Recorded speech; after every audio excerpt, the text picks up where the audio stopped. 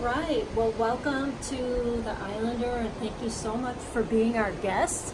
All right, we can barely hear me because the surf is so loud right now. Okay, so I'm going to show you how to use our secondary drying rack. So if you look on the wall, that's a really nice drying rack right here, but we have a second one that's often behind our AC, sometimes by the snorkeling gear, but it's around here. So what you'll do is you're just going to grab it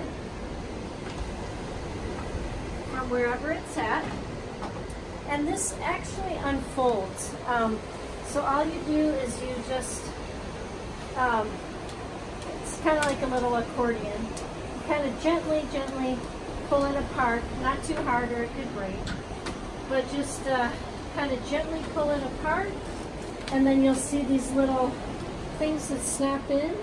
There's one here and one on the other side, and you can just go like this, and it's a really nice spot. Gives you a lot of extra drying space to dry your towels and your swimsuit. And so you have this whole drying rack up on the wall, and you have a second drying rack you can use to hang your other items on. And then